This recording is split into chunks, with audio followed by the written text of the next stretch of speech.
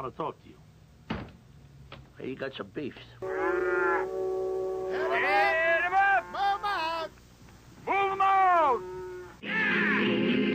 We want to know what's bothering you in the world of sports. Give Murph a call at 312-644-6767. That's 312-644-6767. And tell him what's beefing you in the world of sports. What's Your Beef is brought to you by Brown's Chicken Sandwiches and Catering. Oh, what's your beef? The best beefs in town await you. Lunchtime at Brown's. It tastes better. Let's get to the phone lines. And when someone drops off, you jump in. 312-644-6767. By the way, the early text results, very interesting. Our text question talking about the two stars last night, Mark DeRosa, Nick Swisher. Very similar ball players, versatile. One guy filling in at first base for Konerko, the other guy filling in last night at third base defensively for Ramirez. Both with grand slams, both with the second home run. They can all both play 4 positions on the field, if not more. And if they were traded for each other, Nick Swisher for Mark DeRosa, 67011. Text question, who would win the trade? Sox, Cubs, or neither? Letter S for Sox, letter C for Cubs. And right now, 51% of you say the Sox would, is this correct? The Sox would win that deal, getting DeRosa. And 41% of you, the Cubs would win the deal. 8% say, you know what, it's a push. Neither team would win. So right now, Scorehead's saying Mark DeRosa more valuable than Nick Swisher. But now when I do that, you know what happens, Jay? Now the second influx will come in and it'll balance that teeter-totter. 67011, letter S, letter C, letter N, and letter B for Browns. What's your beef? Let's get to the phone lines. And our first beefer of the day is Mark from Geneva. Hello, Mark. Hey, Murph, I'm really beefing about this one. I'm upset with these umpires that want this FaceTime. It is driving me nuts. The best umpire is the umpire that goes unnoticed. Let me tell you something, Murph. Best compliment that I ever got. Yeah. I was umpiring a Little League game. My neighbor's mom was at the game, and I'm leaving the game. I'm getting in my car. She says, hey, Mark, I didn't even notice you upped this game. That's because nobody noticed me. That's the best kind of umpire, Murph. Well, that's terrific, Mark, what you said there, and you're breaking in loud a little bit. What I thought interesting was I got a lot of emails today from people going, Murph, you're a whining baby Cub fan complaining about how the umpires stole the Cubs the game from. I never, ever said that. Mark, maybe you'll agree. What I said was Bud Selig should never have allowed the regular umps to take their union-authorized vacation during those big games, Yankees and Mets, the Cubs, Sox, Dodgers, and Angels.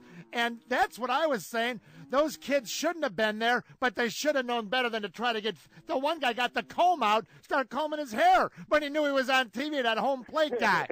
Thanks a lot, Mark. No problem, Murph. All right, buddy, good job. 312-644-6767. Browns, lunchtime, Italian beefs, Italian sausage. Right now, there's a Browns up ahead on the left. Pull in. Call it a combo. That's what Frank Portillo loves. Italian beef, Italian sausage at Browns. Jeff from Fremont on the score. Hello, Jeff. Hey, Murph. Love your show. Oh, thank you. What's your beef today? My beef is with all these announcers shortening all the players' names. Lynn Casper last night referring to Mark DeRosa as D-Row. Yeah, I know. You know what? A-Rod. What I understand about A-Rod, because that's pretty much, you pick up the USA Today or the Net, that's sort of his handle. But it seems forced. But maybe, do you think the players call him D-Row and maybe Len on the airplane hears that or something? I don't know. Makes you wonder. So you just want to the old-fashioned way. DeRosa's at the plate, home run for DeRosa. Swisher's at the plate, not N-Swish or D-Row. You just want the old-fashioned. Give me the last name, right? Exactly. Thanks, Jeff. I appreciate it. Now, what Jay Zawoski's waving at me frantically. Jay, what I see you going through the Murph audio vault there, the old random tape stuff and everything. Why are you doing that? Well, I see we have. It's not a recent trend, I guess, because we all remember Clue. Ted Kluszewski. Yes, we have a. Oh wait, did you find a night? I know what you got there. The 1959 White Sox World Series, the home run. Exactly right. All right, so let's see if because he was Big Clue, Ted Kluszewski, but that was more like A-Rod. See, that was his actual handle. unlike, forcing maybe the D row for DeRosa. All right, let's hear how they handled it back in the World Series in '59. Only one out. One run in. Blue hits a long fly to right. Way up in the air, but it might be playable. Larker back. It is into the seats. It goes in for a home run. Well, they're standing and yelling at Comiskey Park. Time is out, and Kluszewski is their boy right now. That ball took off and just got into the seats in deep right. It must have carried a good 360 feet. Larker had backed up against the wall, but dejectedly watched it go in to the second or third row. Oh, my God. Now, that was Norm Larker backing up. Now, he called him Big Clue, and then he did identify him as Kluszewski. My ears are telling me that might have been Lloyd Pettit filling in for Jack Brickhouse, because Brick might have been doing the national, but I think back then the home team still also had local TV, like on good old Channel 9. Kluszewski. All I know is you got to see Jack.com. This just in right now. Jack Phelan, 0% financing, 72 months. Right now, Jack Phelan on almost every new Chevy Jack Phelan sells. Visit right now. You got to see Jack.com right now. Back to What's Your Beef right after this. Sports Radio 670. It's Murph. I got Sox tickets to give away later. We're busy today.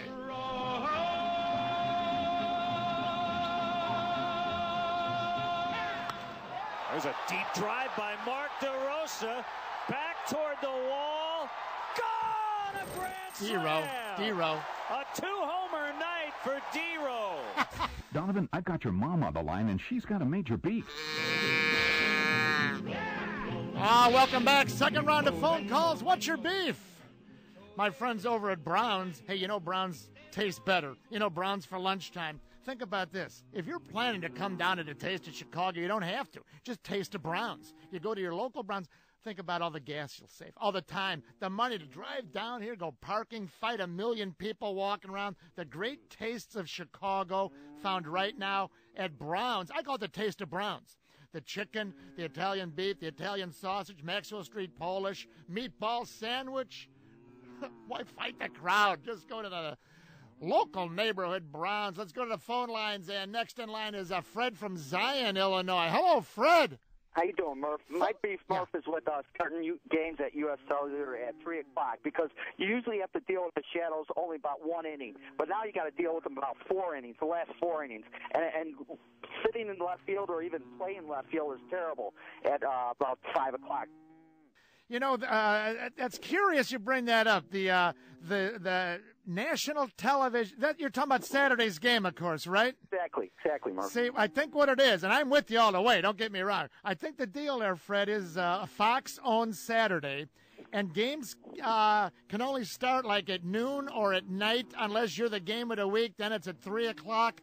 There's something in the contract, and you're right, though. They let TV and the revenue stream, there's a surprise, get in the way of the best possible time to start the ball game. But you know what? I like your angle. Hang on. Go visit my friends at Brown's. It tastes better. All right, Fred? Thanks a lot, Murph. All right, buddy. Good job. Hang on. Let's get to the phone lines. Let's go next to caller Bob. Hey, Murph. Yeah, I'm very busy. What? What's your beef? Oh, I thought you'd never ask. Not taking off your uniform shirt when it's been retired that evening to somebody else. Not taking off your uniform shirt when it's been blah, retired. blah, blah, blah. We just heard B.J. Armstrong, right? Yes. On the what do they call it? Best of on the Best of the Best, yeah, which right. was a great interview. But it reminded me, is this Tool of the Week or what's your beef? See, that's why I phrased it the way I did. By the way, Murph's Tool of the Week will air Thursday this week at 1 o'clock instead of Friday, because we will not be here for the holiday on 4th of July. So Tool of the Week Thursday. Here's the thing. I'll never forget this guy. Bob Love has his number 10 uniform retired. During a Bulls game at the United Center, of course, B.J. Armstrong was still a player. He wore number 10. They got Bob Love there, the spotlight, the presentation. They got the rope, the pulley, all the way. Those are high rafters. Up to the rafters, number 10. And here comes the gamer. There's B.J. Armstrong still wearing number 10. I go, what's that? He's still wearing number 10. He wouldn't give up his number 10. How could they retire one of the four shirts, I believe, out there, 4 retired numbers? And BJ wouldn't. See, if he had any I don't want to say class. If he had any brains, I don't want to say that. If he had any marketing skill, if he was half a man, you know what he'd have done? He'd have come out there for the introduction starting lineup, and he'd pull that number 10 off, handed it to Bob Love, and had underneath it like number 11 or number 1 or whatever the hell. B.J. Armstrong showing up, Butterbean Love. But he's got a good buck now. He's representing the number 1 pick. That ain't shit. Hey, Dandy Don, I heard you on a Score promo earlier today, Donnie. Oh, really? That's good. In fact, it was Best of Murph. We'll replay that a little bit later today. You keep listening, you'll hear yourself. You sounded great yesterday. Can you sound as good today? What's your beef? Hey, this is rare, 2 days in a row, baseball, but here we go. My beef is with the Chicago sports writers.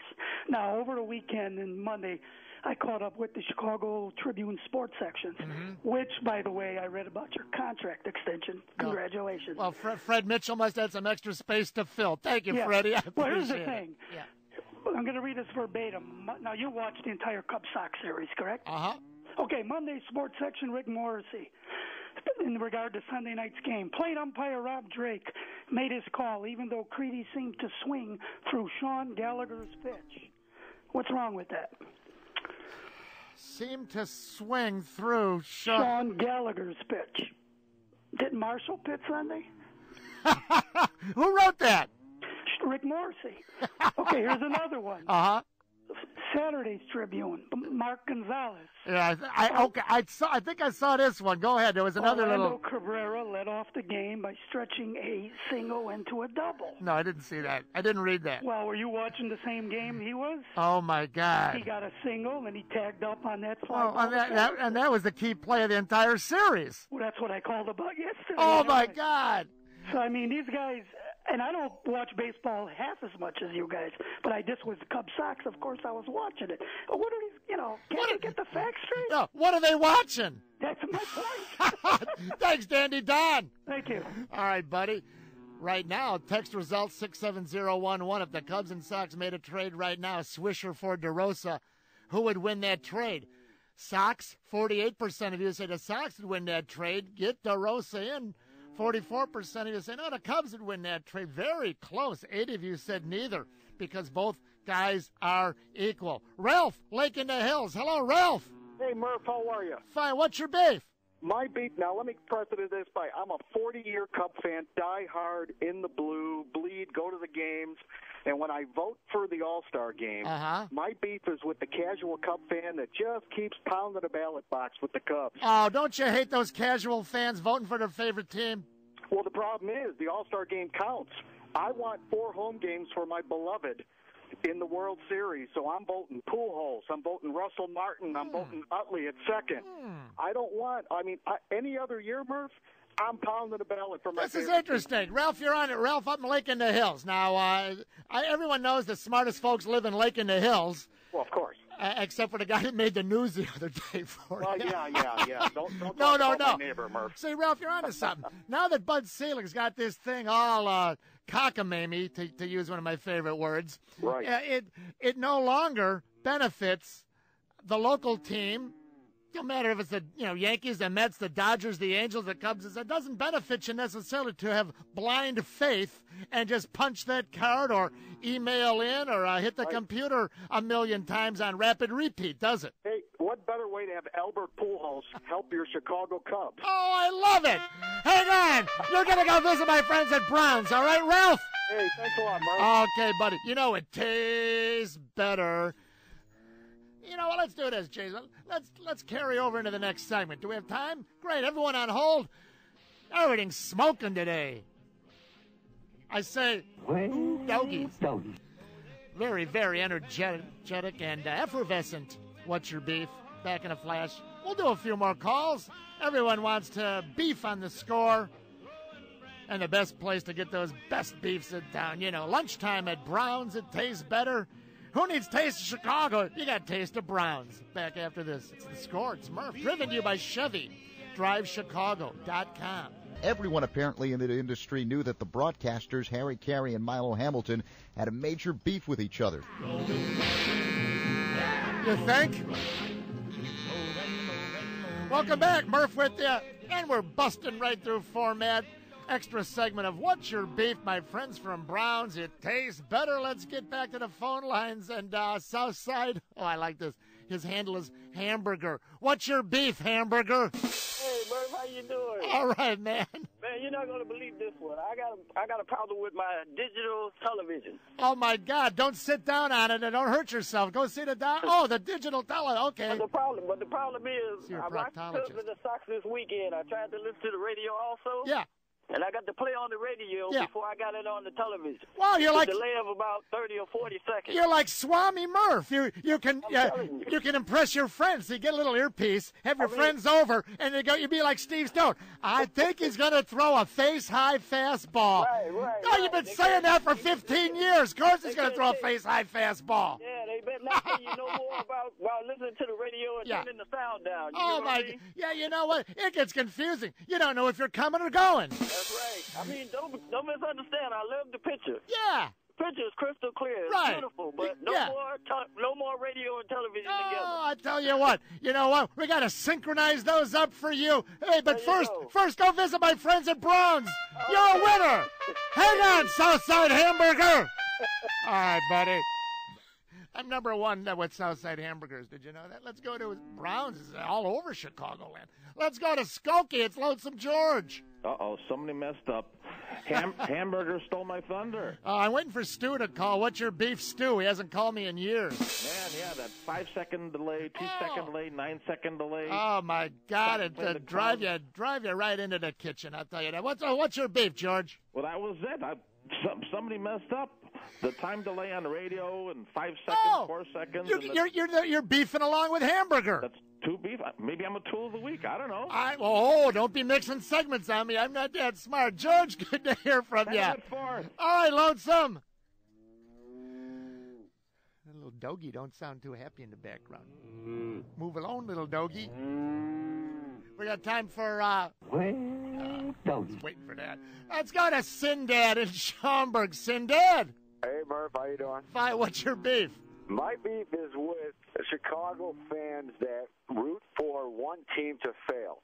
Murph, I've always told you I'm one of your guys from last week. I'm a Sox fan, but I'm a Cub fan first. And I would love nothing more than to see a crosstown series in this town. And people who want one of these teams to fail, it just drives me crazy. Well, why wouldn't they want a crosstown series in this town? It'd be the second greatest thing in my lifetime besides my son. Well, you know, it's interesting, Sindad, and me. I root for the Cubs to win, and I don't root against the Sox. I watch all the Sox games. I have no emotion. I watch them. If they win or they lose, I feel the same. I don't feel the same if the Cubs win as when the Cubs lose. But there was something very interesting. In fact, you might be reading my yellow. Are you looking at my yellow pad for next hour, Sindad, over my shoulder here? Is that what you're doing? I think I am. Here, how about this? In Fred Mitchell's column today in the Tribune, Jerry Reinsdorf talks about the very thing you're talking about. Did you see this today? No, I did not. Here it is. Real quick, I'll read you this one little half a paragraph. Reinsdorf says to Fred Mitchell,